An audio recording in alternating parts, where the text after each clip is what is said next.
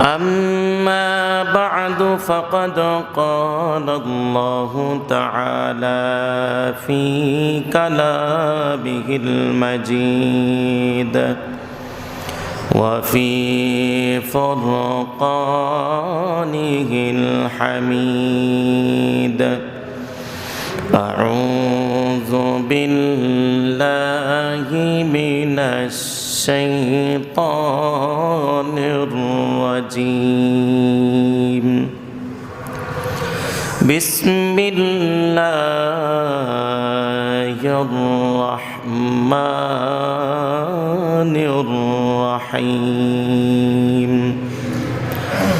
يا أيها الذين آمنوا اتقوا الله حق تقاته ولا تموتن إلا وأنتم مسلمون وقال تعالى يا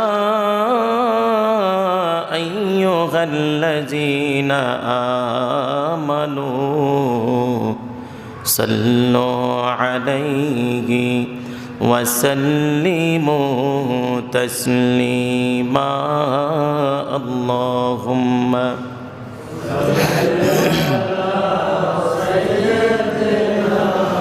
مولانا محمد وعلى آله سيدنا مولانا محمد শুধু ওয়াজুদাস রাহমাতাল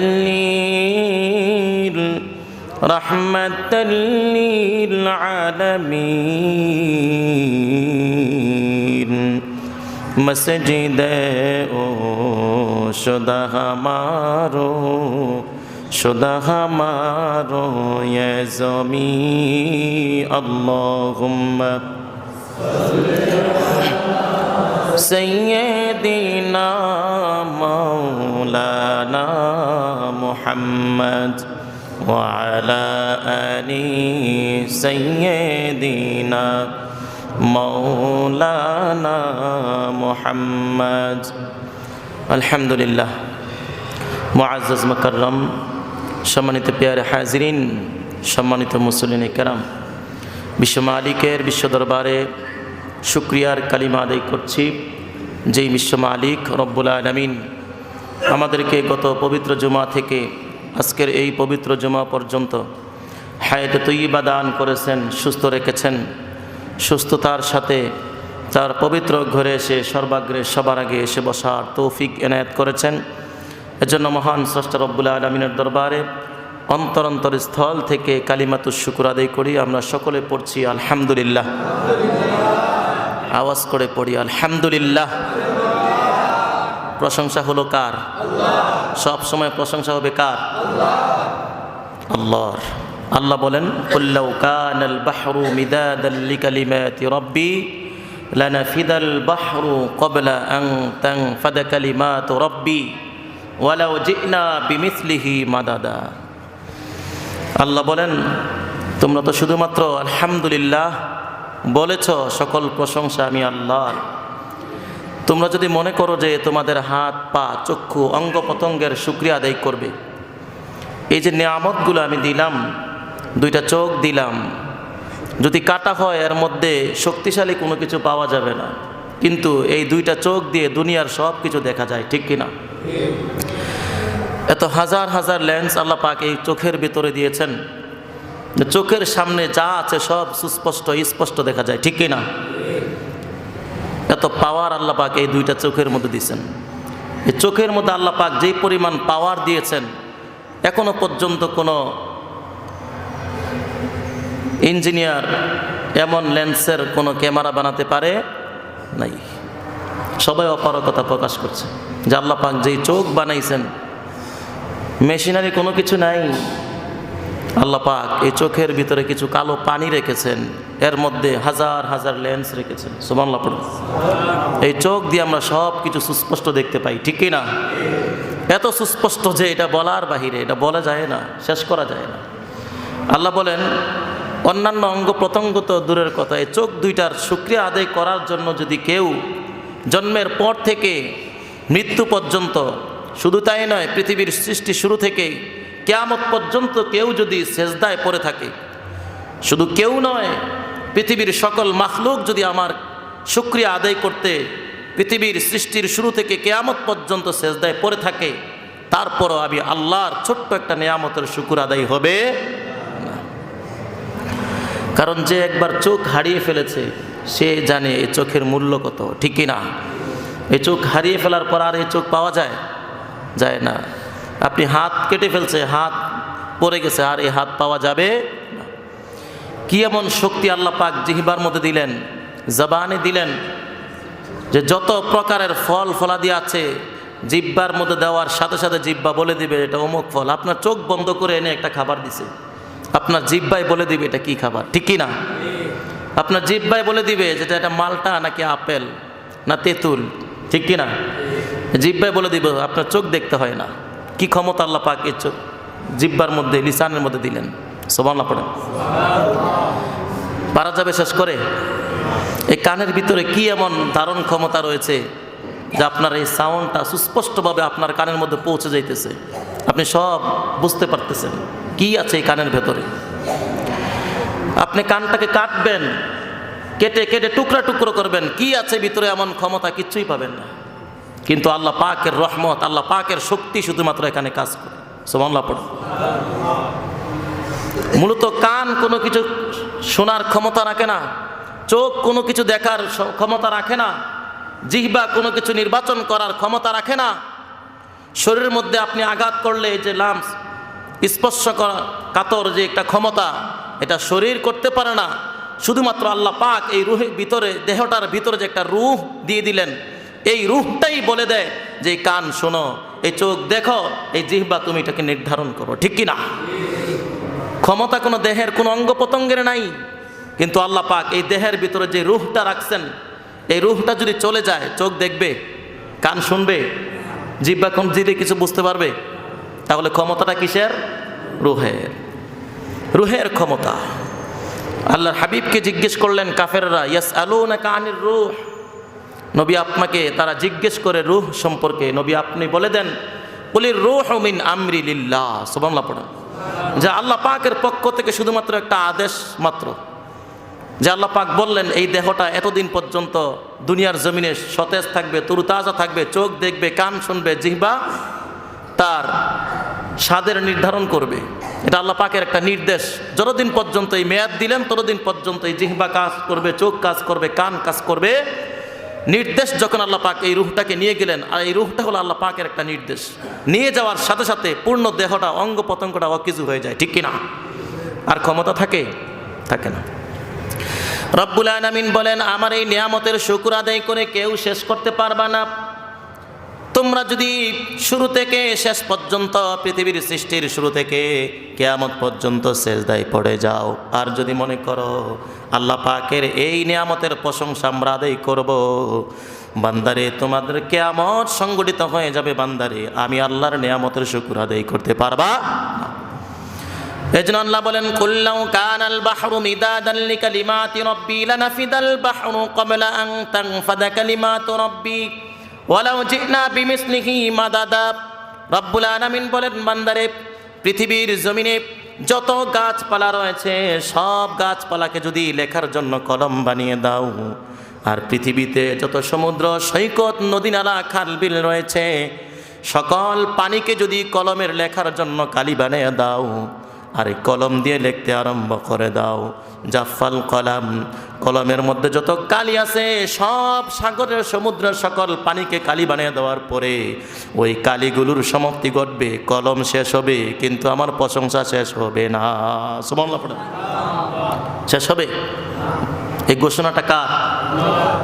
যদি লিখতে শুরু করি কলম কালি হবে শেষ, যদি গাইতে শুরু করি হৃদয়ের সুর হবে শেষ, ফুরাবে না তোমার প্রশংসারে ফুরাবে না, তোমার প্রশংসারে, ঠিক কি না?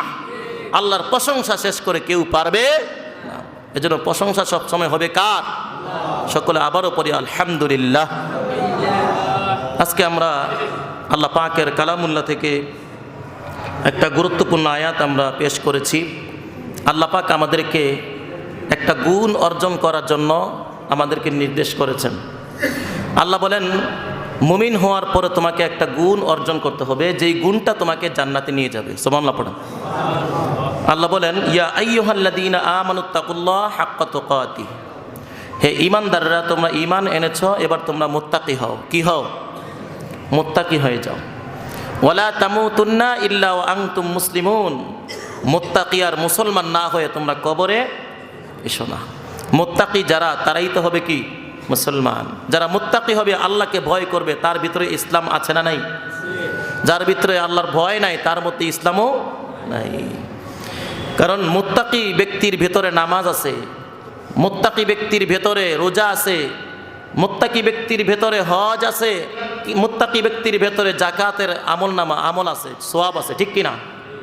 জাকাতের নেক আমল তার আমল নামায় থাকবে। মুত্তাকি যে না হবে, তার ভেতরে রোজার সওয়াব থাকবে না, জাকাতের সওয়াব থাকবে না, নামাজের সওয়াব থাকবে না, হজের সওয়াব থাকবে না। কারণ যার ভেতরে আল্লাহর ভয় নাই, সে ইবাদত বন্দিগি করে না, ঠিক কি না? কারণ আল্লাহর ভয় থাকলেই তো মসজিদে এসে নামাজ পড়বে, ঠিক কি না? এজন্য বিশ্বনবী বলেছেন যে তোমরা ততক্ষণ পর্যন্ত মুত্তাকি হতে পারবা না যতক্ষণ না পর্যন্ত তোমরা কোন একটা কাজ করার ক্ষেত্রে তোমাদের ভেতরে এমন একটা আশঙ্কা না আসবে যেই কাজটা কোনো গুনাহের কাজও না, কিন্তু এই কাজটা করতে গুনাহ মনে হয়, গুনাহ মনে করে সে এই কাজটা থেকে বিরত থাকে।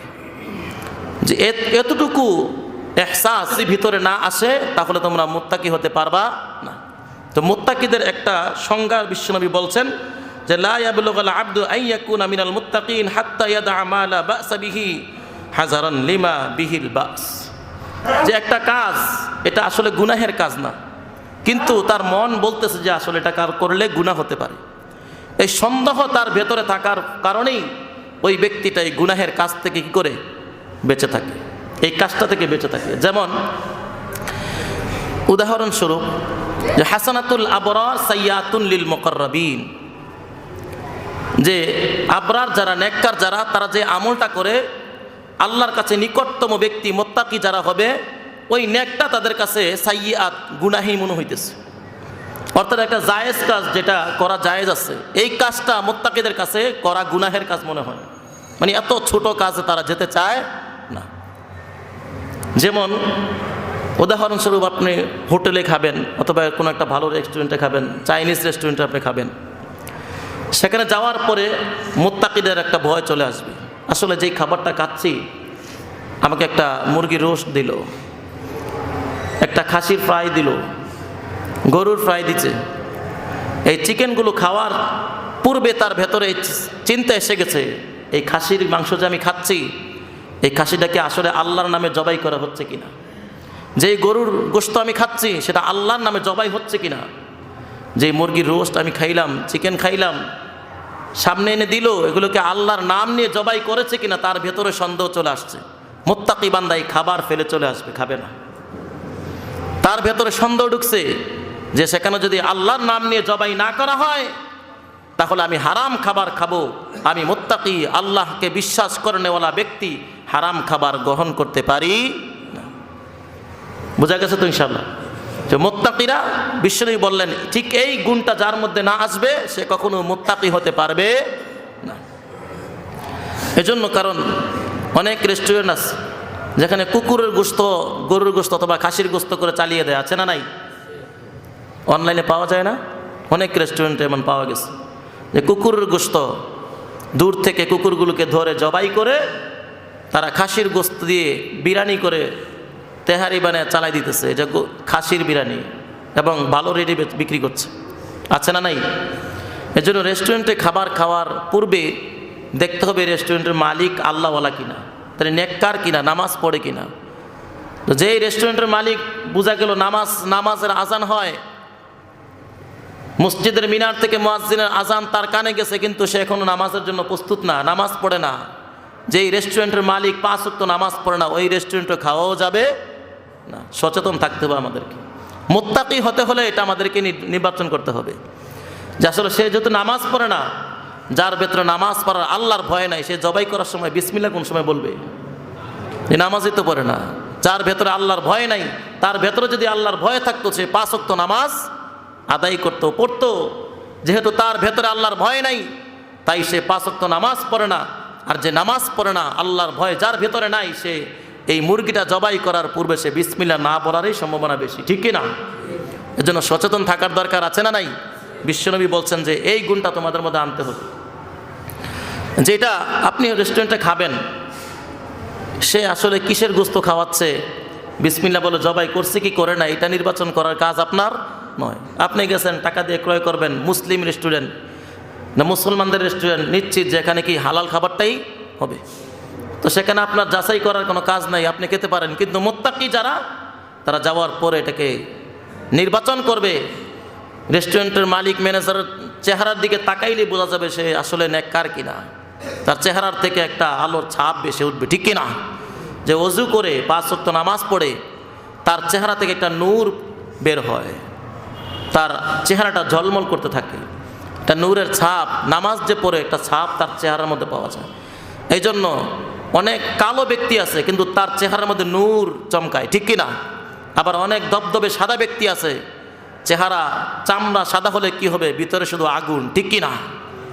এজন্য ব্যক্তির দিকে তাকাইলেই বোঝা যায় সে আসলে নেককার, ঠিক কিনা বলুন? এজন্য রেস্টুরেন্টগুলোর ক্ষেত্রে আমরা সচেতন থাকবো যেন হালাল খাবার ছাড়া হারাম খাবার আমাদের ভেতরে না ঢুকে। কারণ আপনি যখন হারাম খাবার গ্রহণ করবেন, এই হারাম খাবারের মাধ্যমে আপনার দেহের মধ্যে রক্ত মাংস কি হবে, তৈরি হবে কি হবে না? আওয়াজ করে বলতে হবে, তৈরি হবে কি হবে না? যেহেতু তৈরি হবে, তাহলে এই রক্ত এই মাংসের শক্তি আছে না নাই? এই রক্ত আর মাংস এটা আপনার ভালো রক্ত মাংসটাকে নষ্ট করে দিবে। আপনি যেদিন হারাম খাবার খাবেন, পরের দিন দেখবেন নামাজ পড়তে আপনার ভাল লাগছে না, অলসতা লাগছে, ইসলামী কথা আপনার কাছে ভাল লাগছে না, অলসতা লাগছে। এগুলো হারাম খাবারের একটা প্রভাব আপনার ভেতরে পড়বে, এটা আপনি অনুভব করতে পারবেন। এজন্য যারা সবসময় হালাল উপার্জন করে, হালাল ভক্ষণ করে, তারা কখনো দুনিয়ার কোনো শক্তিকে ভয় পায় না। এজন্য তারা মৃত্যুর ধার প্রান্তেও চলে যায়, কিন্তু মুত্তাকিরা কখনো ঈমান ছেড়ে দেয় না। এই জন্য 2 জন ভাই শাহাদাতের উদ্দেশ্যে, জিহাদের উদ্দেশ্যে রওনা হয়ে গেল। প্রতিমধ্যে খ্রিস্টান বাদশার রাষ্ট্র ত্যাগ করে যেতে হয়। খ্রিস্টান বাদশার রাষ্ট্রে যখন প্রবেশ করলো, 2 জন ব্যক্তিকে গ্রেফতার করা হলো। আর বলল, তোমরা কোথায় যাচ্ছ? বলে, আমরা জিহাদের ময়দানে যাচ্ছি যুদ্ধ করার জন্য। খ্রিস্টান বলে, তুমি মুসলমান? বলে, হ্যাঁ। যদি মুসলমান হয়ে থাকো তাহলে আমি খ্রিস্টান বাদশার রাষ্ট্র পাড়ি দিয়ে, তুমি এত সাহস কোথাও পাও যে আমার রাষ্ট্র পাড়ি দিয়ে তুমি মুসলমান হয়ে ফিরে যাইবা? তুমি যদি আমার এই রাষ্ট্র ত্যাগ করতে চাও তাহলে তোমাকে মুসলমানিত্ব শেষ করতে হবে, খ্রিস্ট ধর্ম গ্রহণ করতে হবে, ইসলাম ছাড়তে হবে। 2 ভাই এক বাক্যে বলল, দুনিয়ার কোনো শক্তিকে আমরা ভয় পাই না, আমরা জানের মায়া নাই, আমাদের মালের কোনো মায়া নাই। যদি জানের মায়া থাকতো তাহলে জিহাদের ময়দানে আমরা যেতাম না, ঠিক না? যদি জানের মায়া থাকতো তাহলে আমরা জিহাদের ময়দানে রওনা হতাম। কারণ জিহাদের ময়দানে যারা অংশগ্রহণ করে তাদের এটা সুনিশ্চিত হয়ে যায় যে সেখানে গাজী হয়ে ফিরেও আসতে পারে, অথবা শাহাদাত তার নসিবে মিলবে, ঠিক কিনা? এই বিশ্বাস তার আছে না নাই? 2টার একটা হবে, হয় গাজী হয়ে ফিরে আসবে, না হয় শহীদ হবে, ঠিক কিনা? তো বাদশা বলতেছে, জানের মায়া নাই? তাহলে দেখবা জানের মায়া আছে না নাই। এবার তুমি যদি ইসলাম ত্যাগ না করো তাহলে তোমাদেরকে এখনই গরম তেলের মধ্যে ভুনে করে দেওয়া হবে।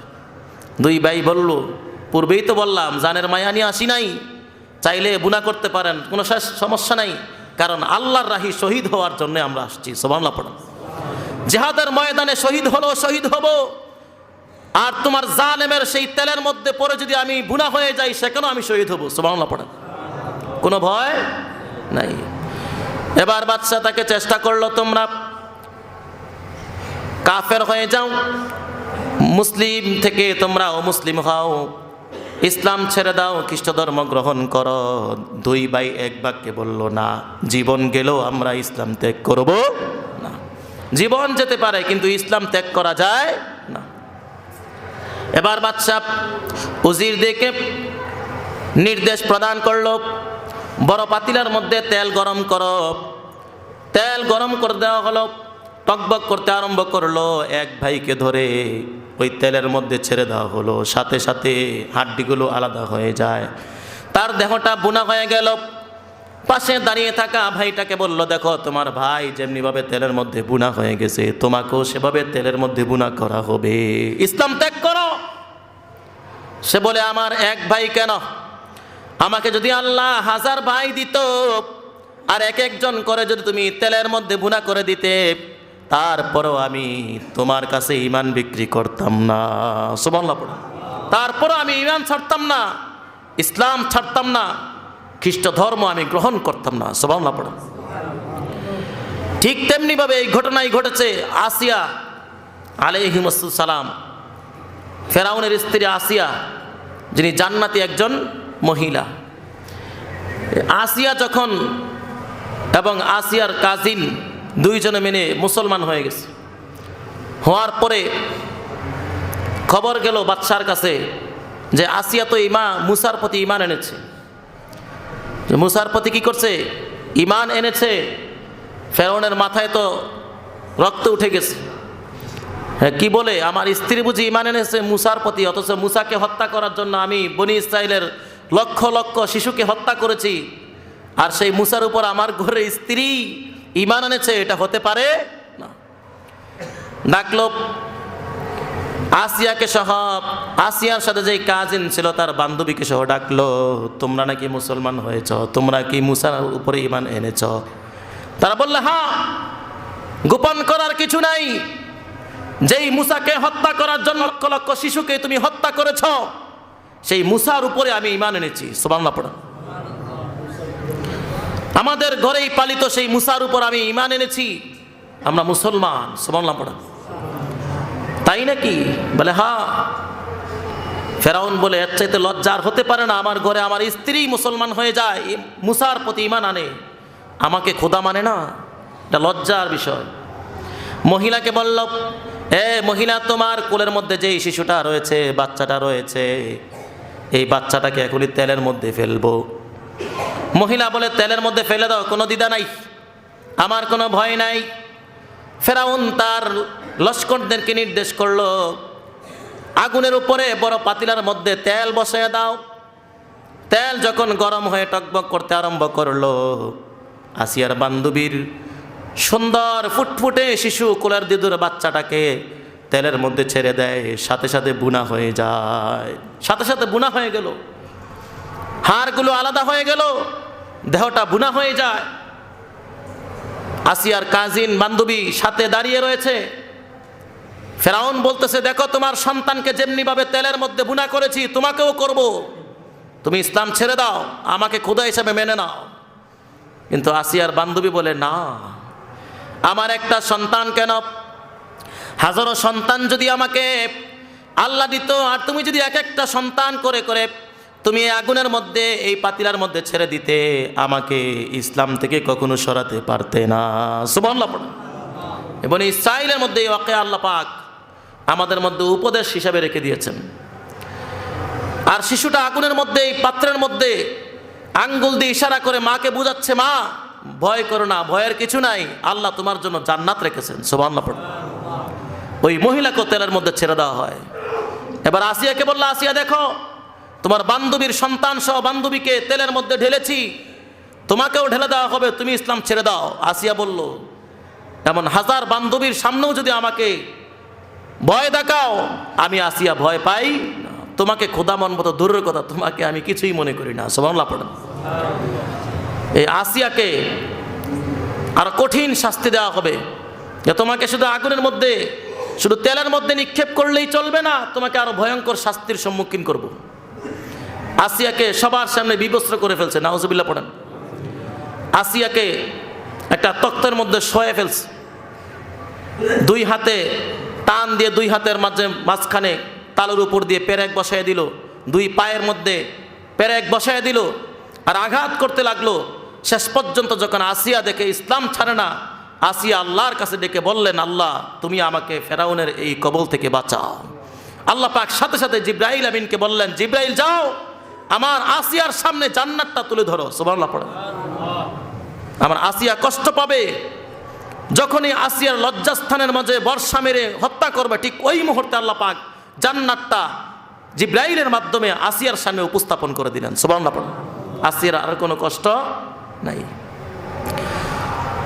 আসিয়া কালিমা পড়ে মুসলমান হয়ে ইন্তেকাল করলেন জমিন থেকে। ঠিক তেমনি ভাবে সুমাইয়া রাদিয়াল্লাহু তাআলা আনহুকেও আবু জাহেল শাস্তি দিতে দিতে এক পর্যায়ে তার লজ্জাস্থানে বর্ষা মেরে হত্যা করেছে।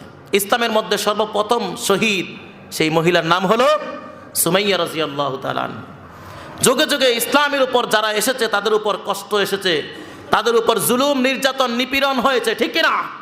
কিয়ামত পর্যন্ত যারা ইসলামের উপর থাকবে তাদের উপর জুলুম নিপীড়ন থাকতেই থাকবে, কিন্তু মুসলমান কখনো দুর্বল হবে না, মুসলমান ঈমান হারাতে পারবে না। দুই যুবকের সামনে এক যুবককে তেলের মধ্যে ফেলে দিল। ওই যুবক বলে, আমার 1000 ভাই যদি হতো আর এক এক করে যদি তুমি তেলের মধ্যে ঢেলে দিতে, আমি কখনো তোমার সামনে আমার ঈমান বিক্রি করতাম না। তোমাকে তোমার ধর্ম আমি কখনো গ্রহণ করতে পারি না, আমি খ্রিস্টান হতে পারবো না। আমি ঈমান এনেছি, মুসলমান হয়েছি, ইসলাম আমার জীবনের চাইতে মূল্য, ঠিক কি না? আমাকে কখনো ইসলাম থেকে সরানো যাবে না। এবার চিন্তা করলো, উজির এসে বলতেছে, বাদশাহ এক ভাইকে তেলের মধ্যে ফেলে দিয়েছেন, সে তো শহীদ হয়ে জান্নাতে চলে গেছে, আরেকজনকে আপনি তেলের মধ্যে ফেলে জান্নাতে দিয়ে দিবেন, এটা হয় না। তাকে বেঈমান বানাতে হবে, তাকে জাহান্নামী বানাতে হবে। কি করা যায়? তাহলে একটা কাজ করা, আমার একজন সুন্দরী মেয়ে আছে, আমার সুন্দরী মেয়েটা সহ একটা রাজপ্রাসাদের একটা কক্ষের মধ্যে এই যুবকটাকে ঢুকিয়ে দেন। যখন জেনা ব্যভিচার করবে তার থেকে ঈমান দুর্বল হয়ে যাবে, আর তাকে খাবার দেওয়া হবে মদ আর শুকুরের গোস্ত, এমনিভাবে তাকে হারাম খাবারগুলো তার সামনে পরিবেশন করা হবে। এক পর্যায়ে যখন হারাম খাবারগুলো খাবে এবং জেনা ব্যভিচারে লিপ্ত হবে, তার ঈমান আর থাকবে না। তখন যদি আপনার তার সামনে আপনি খ্রিস্টান হওয়ার জন্য আপনি তাকে দাওয়াত দেন, সে ইসলাম ত্যাগ করে কি করবে? খ্রিস্ট ধর্ম গ্রহণ করবে। বাচ্চা বলল, এটা তো ভালো বুদ্ধি, এটাই করা দরকার, এটাই হোক। কারণ তাদের বিশ্বাস অনুপাতে তেলে পড়ে গেলে তো শহীদ হয়ে জান্নাতে চলে যাবে, কিন্তু আমি তো পরাজিত হয়ে যাব, তারা জয়ী হয়ে যাবে। ঠিক আছে, তোমার কথা মতোই হোক, তোমার কন্যাকে সহ এই যুবককে একটা কক্ষের মধ্যে ঢুকিয়ে দাও। 1 দিন 2 দিন নয়, 40 দিন পর্যন্ত তাকে একটা কক্ষের মধ্যে ঢুকিয়ে দেওয়া হলো। এক পর্যায়ে এমন হলো, 40 দিন পর যখন দরজা খোলা হলো, সবার বিশ্বাস এই যুবকটা হারাম খেয়ে জেনা ব্যভিচার করে ঈমান দুর্বল করে ফেলেছে, এখন তার সামনে খ্রিস্টান হওয়ার জন্য দাওয়াত দিলে সে খ্রিস্ট ধর্ম গ্রহণ করবে, এটা তাদের বিশ্বাস একই হয়ে গেছে। 40 দিন পর্যন্ত একটা নারীর সাথে এক কক্ষে থাকা সাধারণ কথা? মুত্তাকিটা কেমন মুত্তাকি আবার চিন্তা করেন। 40 দিন পরে যখন ঘরের দরজা খুলে দেওয়া হলো, যুবক আর মহিলাটা পর্দার সাথে ঘর থেকে বের হলো। সুবহানাল্লাহ, পর্দা নিয়ে বের হলো। যুবকের গায়ের মধ্যে পর্দার পোশাক, মহিলার গায়ের মধ্যে পর্দা দেখা যায়। বাবা আর বাচ্চা অবাক হয়ে গেল। বাচ্চা তখন যায় নাই, বাবা অবাক হয়ে গেছে। বাবা চিন্তা করলো, আমার মেয়েটা জেনা ব্যভিচার করে এই যুবককে ঈমান হারা করেছে, এই আশা নিয়ে দরজার সামনে হাজির হয়েছে, কিন্তু দেখে এর বিপরীত, ছেলেটাও যুবক পর্দার সাথে বের হলো, নিজের কন্যাটাও পর্দার সাথে বের হয়ে আসছে। সুবহানাল্লাহ পড়ো। বাবা ডেকে বলল, মেয়ে তোমাকে বড় আশা করে ভিতরে পাঠিয়েছিলাম, কিন্তু দেখি তুমি তো খ্রিস্টান, তুমি নিজেই মুসলমান হয়ে বের হয়েছ। কারণ কি? তোমাকে তো বড় আশা করে আমি পাঠিয়েছিলাম, তাকে তুমি খ্রিস্ট ধর্মে দীক্ষিত করবে, কিন্তু তুমি তো নিজে ইসলাম ধর্ম গ্রহণ করেছো, কারণ কি? মেয়েটা ডেকে বলে, বাবা হারাম খাবার ভিতরে আপনি দিয়েছেন দরজার নিচ দিয়ে, হারাম খাওয়া খাবার খেয়ে আমরা অভ্যস্ত ছিলাম, কিন্তু এই যুবক খেয়ে অভ্যস্ত নয়। তার সামনে আপনি যত খাবার দিয়েছেন সব খাবার ভিতরে এক জায়গায় জমা আছে, যে দেখতে পারেন। তাহলে কি খেয়ে তোমরা 40 দিন বেঁচেছিলে? বাবা, আমি এই যুবকের সামনে কতবার বিবস্ত্র হয়ে নিজেকে প্রস্তুত করেছিলাম, কিন্তু যুবক এক নজর আমার দিকে তাকায়নি। আল্লাহু আকবার! এক দৃষ্টি আমার দিকে তাকায় নাই, একবার আমার দিকে চোখের পলক ফেলে নাই। বাবা, অনেকবার আমি চেষ্টা করেছি, কিন্তু এই যুবককে ইসলাম থেকে সরানো যায় নাই। আমার দিকে একটু আকৃষ্ট করতে চেয়েছিলাম, পারি নাই। বাবা, আমি ব্যর্থ হয়েছি। সে আমার দিকে তাকায় না, আমার প্রস্তাবে রাজি হয় না। যখন আমি বিবস্ত্র হতাম, বাবা, ওই যুবকটা নামাজে দাঁড়াই যেত। আল্লাহু আকবার! আমি বিবস্ত্র হয়ে প্রস্তুত হতাম, কিন্তু এই যুবকটা আমার দিকে তাকায় না। ওই যুবকটা নামাজের মধ্যে দাঁড়ায় দাঁড়ায় চোখের পানিগুলো ফেলতো রে বাবা। ওই যুবকটা আল্লাহর দরবারে কান্নাকাটি করত। বাবা, একজন মানুষের কান্না দেখে নিজেও কান্না থামাতে পারি নাই। বাবা, আমিও কাঁদতে আরম্ভ করলাম। এক পর্যায়ে আল্লাহ পাক আমার ভেতরে ঈমান দিয়ে দিলেন, আমিও মুসলমান হয়ে গেলাম। সুবহানাল্লাহ পড়া। আমিও মুসলমান হয়ে গেলাম। একদিন, 2 দিন নয়, 40 দিন অতিবাহিত হলো। হারাম খাবারগুলো আমাদের জন্য আপনি পরিবেশন করলেন, কিন্তু হারাম খাবার আমিও খাই নাই, এই যুবকও খায় নাই। আল্লাহু আকবার! এই যুবকও খায় নাই, আমিও খাই নাই। বাবা, তাহলে খাবার কোত্থেকে আসে জানোনি? জান্নাত থেকে আল্লাহ পাক আঙ্গুরের ছড়া, জান্নাতি ফলমূলগুলো আমাদের জন্য জিবরাইলের মাধ্যমে পাঠিয়েছেন। সুবহানাল্লাহ পড়ুন। ফেরেশতাদের মাধ্যমে আমাদের জন্য জান্নাতি খাবার প্রেরণ করেছেন। আমরা জান্নাতি খাবার খেয়ে 40 দিন ছিলাম। বাবা, জান্নাতি খাবার যদি তুমি কখনো গ্রহণ করতে, তুমিও ঈমান আনতে দেরি করতে না। সুবহানাল্লাহ পড়ুন। দেখেন কেরম মুত্তাকি, কি পরিমাণ মুত্তাকি, যার সামনে দুনিয়ার সব কিছু দিলেও ঈমান ছাড়তে পারে না। বাবা, সন্তানের এই কথাটা শুনে বাবাও বলল, মা, বড় আশা করে তোমাকে দিয়েছিলাম, আশাটা আমার ভুল ছিল। তুমি যে ইসলামের উপরে দীক্ষিত হয়ে তুমি মুসলমান হয়ে গিয়েছ, আমাকে আর দেরি করেও না, আমাকেও পড়ে দাও লা ইলাহা ইল্লাল্লাহু মুহাম্মাদুর রাসূলুল্লাহ সাল্লাল্লাহু, আমাকেও মুসলমান বানিয়ে দাও। এবার বাবাটা নিজেও কালিমা পড়ে মুসলমান হয়ে যায়। সুবহানাল্লাহ পড়ে মুসলমান হয়ে যাওয়ার পরে এবার চিন্তা করলো, বাদশার সামনে যাওয়া যায় না, কি করা যায়? চলো এই রাজ্য ত্যাগ করি। রাত্রের বেলা গোপনেই 3 জন এই রাজ্য ত্যাগ করলেন। সুবহানাল্লাহ পড়ে চলে গেলেন। চলে যাওয়ার পরে এই রাষ্ট্র ত্যাগ করার পরে এক জায়গায় রাত্রের বেলা রাত্রি যাপন করছেন। ঠিক ওই সময় দেখতেছে একজন ব্যক্তি সাদা ধবধবে সাদা একটি ঘোড়ার উপর সওয়ার হয়ে সাদা কাপড় পরিহিত অবস্থায় তাদের দিকে দৌড়ে আসছে। যুবকটা তাকিয়ে রইল, এটা কে আসছে? তাকে দেখি আর কেউ না, যেই ভাইটাকে তেলের মধ্যে গরম করে ওই তেলের মধ্যে ছেড়ে দেওয়া হয়েছিল, হত্যা করা হয়েছিল, ওই ভাই জান্নাতি পোশাক পরিধান করে জান্নাত থেকে সেই ঘোড়ার উপর সওয়ার হয়ে আমার দিকে আসতেছে। সুবহানাল্লাহ। ওই ভাইটা এসে বলতেছে, ভাই, আমি তো আগুনের গরম সেই তেলের মধ্যে পড়ে শহীদ হয়েছি। আমাকে আল্লাহ পাক জান্নাতে যেই মর্যাদা দিয়েছেন, তুমি যেই পাওনার প্রতিজ্ঞা করেছিলে, তুমি যেই কষ্ট করেছিলে, নিজেকে নিয়ন্ত্রণ করেছিলে গুনার কাছ থেকে, তাকওয়াটাকে প্রাধান্য দিয়েছিলে, ভাই, তোমার এই তাকওয়ার কারণে আল্লাহ পাক আমাকে যেই মর্যাদা দিয়েছেন, এর চাইতে সর্বোৎকৃষ্ট মর্যাদা তোমাকে দিয়েছে। সুবহানাল্লাহ। তাকওয়া অর্জনকারীদের মর্যাদা আল্লাহর কাছে আছে না নাই? এজন্য তাকওয়া অর্জন করার দরকার আছে না নাই? পারবো তো ইনশাআল্লাহ। এজন্য আল্লাহ বলতেছেন, ইয়া আইয়ুহাল্লাযীনা আমানুত্তাকুল্লাহ হাক্কা তুকাতিহ, হে ঈমানদাররা, তোমরা ঈমান এনেছো, এবার আমি আল্লাহকে ভয় করতে আরম্ভ করো, তাকওয়া অর্জন করো, তুমি মুত্তাকি হও। ওয়ালা তামুতুন্না ইল্লা ওয়া আনতুম মুসলিমুন, মুসলমান না হয়ে তুমি কবরে এসো না। সুবহানাল্লাহ পড়ো। মুসলমান না হয়ে কবরে যাওয়া যাবে? যাবে না। যাই হোক, নিয়ত করেছি এখন জমাতে বেশি আলোচনা হবে না, যেহেতু দিন ছোট।